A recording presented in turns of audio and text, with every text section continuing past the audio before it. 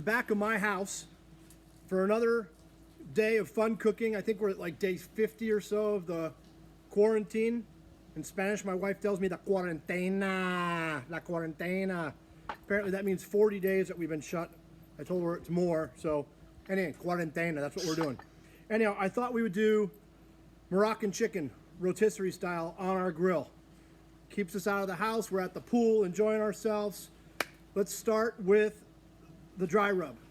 Dry rub's the most important thing for rotisserie chicken, I can tell you that right now. I've got a teaspoon of cumin, teaspoon of coriander. I've got a teaspoon of smoked Spanish paprika. I've got a quarter teaspoon of cayenne pepper. Again, remember, you like it a little hotter, kick it up a notch, right? Bam, put that in there. This is an emerald, but we bam around here too. And again, my secret ingredient that I like in my marinades and my dry rubs is a little cinnamon, quarter teaspoon. And then I've got a teaspoon of black pepper and a teaspoon of kosher salt. Put it in there. You mix it around. Use your fingers, use a spoon, use your hands. Yes, I washed my hands. Don't worry, people. We're good here. Okay, got this nice little dry rub going on here. And we'll get that onto the chicken. We got a whole chicken that I'll get set up here in a second, and we'll do it with some olive oil as well. We'll be back. Whole pound, 3, 4, 5 pound chicken. You get it at your deli, supermarket, wherever you're gonna get it from. You know, sorry, this is the way they walk, like this. Boom, boom, boom, boom. Hello, hello. Anyhow, get your chicken. You want to defrost it. Typically, these are coming frozen. If you can get it fresh, that's even better. You take it out of the package. You rinse it off. You take out the gizzards and the innards that they throw in the top here. Clean those out. You can save those for a stock if you want. Dry it off with a paper towel, and your chicken's ready to go. What we're going to do is we're going to take some extra virgin olive oil, just drizzle it on top. You want to have it all over the outside of the skin. Again, remember, don't be afraid to touch your meat. Just get the oil all over there. I talked about that the other day when we were making ribs. You just want to get this thing lathered up as best you can. You know, inside and out. You can get your fingers underneath the skin a little bit. Get the breasts in there. Everywhere you can, get your fingers in there and get it all nice and oiled up. All right? Now we're going to take our dry rub. You probably want to have a wet hand and a dry hand. So if you have a rag, wipe off one of your hands so you have a dry hand. You're going to take your dry rub.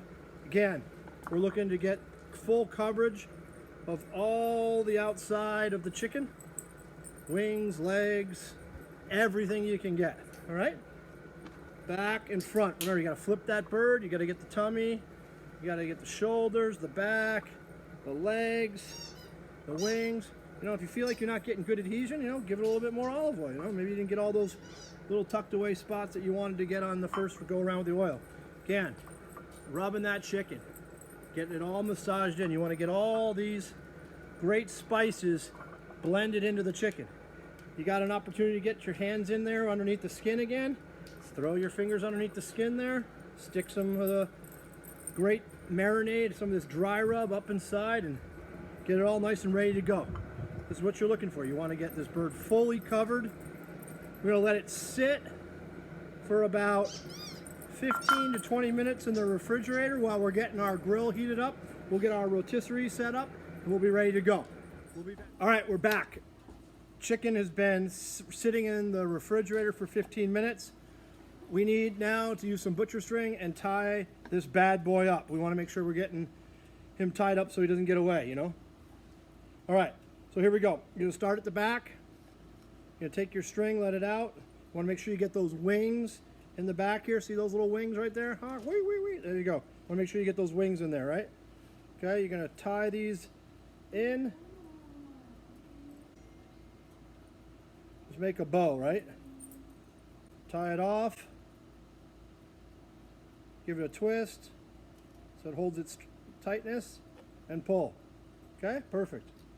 You're going to work your way up now. You're going to get to the middle of the carcass now. Okay, you're at just about where the legs are now. Boom, you're going to do the same thing. Tie her off. This one's not being cooperative. All right, here we go. Or I'm just not doing it right. One of the two. Probably the latter.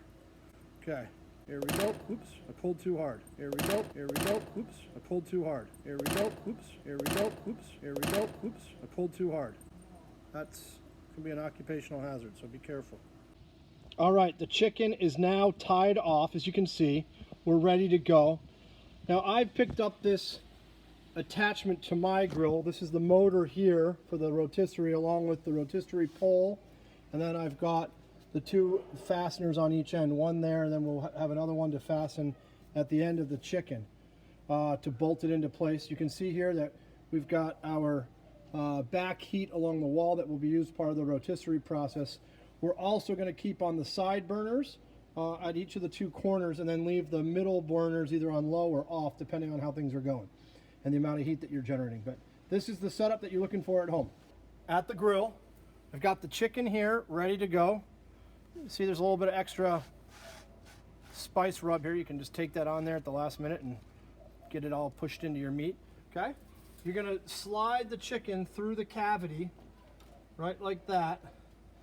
And then you're going to take your first fastener, and then you want to try to line the fastener up in the back of the chicken evenly, and just push the chicken in just like that, so it's up against it nice and firm. Okay? Now you're going to make sure that your chicken is fastened in correctly. Then you got your pole here sitting. Now we've got the other fastener that I told you about. I'm going to take this fastener, slide it in on the other end of the chicken, press it in firm. Now we've got this set here. There's little screws on here that help to tighten the chicken in place and tighten the fasteners in place. Okay, just like this, and tighten those up. Now as the meat cooks, it'll shrink, and you'll need to tighten the fasteners as we're going along. Slide that in, there we go. Now it's like a sword, you know, like a lightsaber. Be careful. You can see that we've got the chicken here on the grill. It's rotating with our rotisserie. There's our motor. You can see our setup here. Chicken's going with our handle there. It's like our lightsaber, our chicken saber that I was telling you about earlier. All right, you've got the back element on. I've got the side elements on high. We're going to shut the top and let this go for about 20 minutes. This is going to sear the outside first, and then we'll open it back up to check on it in about 20 minutes is what we'll be doing. Check the sear, if we need to adjust the temperatures up and down, and then we're actually going to shut the top, create kind of an oven atmosphere again to finish off the chicken for about an hour and a half or so until we reach a temperature, internal temperature in the chicken of about 160. We want to get to 165 to be done, but we can take it off at about 160 and then let it rest and cover, and it will finish cooking off the grill. Anyhow, we'll see you guys in a little bit. Giddy up. All right, we are back. You can see I put a drip pan underneath here as well as we started the process, so we could catch all the grease on the bottom so it doesn't go in to dirty your grill. I spent a couple of weekends ago cleaning my grill and said I don't want to be doing that again for a little while, so I put this drip pan down. But you can see the chicken is starting to get really nice and caramelized and crispy on the outside. We're not there yet. This is about after 15 minutes, but the flavors, man, they're just waffling. I mean, giddy up. They taste good. I can smell it. It's just wonderful. We'll see you in a little bit. All right, we picked up the top of the grill, lifted up the lid. You can see, man, look at that just yumminess going on there. Beautiful chicken getting crispy on the outside, seared. This is exactly what we're looking for. This has been about 20 minutes. I think we can probably go another 5 to 7 minutes. And then we're going to turn off that back heat lamp, that back burner, and then we'll shut the top and let it cook the rest of the way through. We are back. Look at that crispy outside seared crust. This is exactly what we're looking for. All those beautiful flavors that are in that dry rub are just seeping into that skin and into the meat. So this is exactly what we're looking for. Technical point, take a peek at that spigot on this side. It's kind of popped out because the meat has shrunken a bit. We're going to tighten that up, push it in. You can use a pair of pliers to do that. Something similar to this works really well. These are just the Leatherman, and you just tighten up the screws and shift them in. You obviously want to make sure you turn your heat down to low or turn it off as you're doing that, and use some gloves or a oven mitt to make sure you don't get burned. All right, we're gonna do that. Get this bird keep going, and we're gonna got about another hour or so left before we're done. All right, we're back. You can see I made the adjustments on the prongs on each side of the chicken to bring it in. I've turned the back flame down to low. I've got the outside flames on high. Look at what's going on with this chicken. Crispiness, everything. We got this great caramelization going on. I mean, can you taste it? Because I can. All right, we need to stick our trusty, dusty temperature thermometer in that thing. 155, 157, 159, 160, 162. We're climbing, we're ready to get off. Right now, we're maybe even a little bit higher than I wanted to be. We are. We gotta get this bad boy off. We've got a wonderful lineup tonight with this Morocco chicken. We're gonna serve it pita style. We've got some whole wheat pitas that we picked up from the store. You could make pita on your own, obviously, if you'd like to, but. All right, here are the accompaniments I talked about. We've got fresh feta cheese. We got the tzatziki sauce. We've got the cucumbers with the fresh red onion.